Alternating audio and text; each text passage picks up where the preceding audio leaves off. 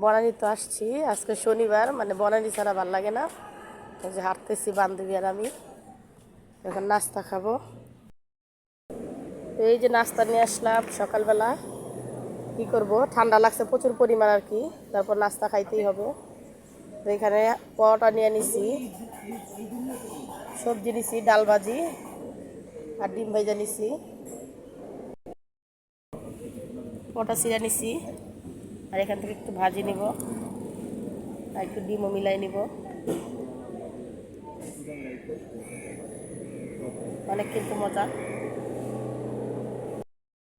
অবশেষে শেষ করতে পারছি, এই যে 2টা পরোটা আর ডিম ভাজি।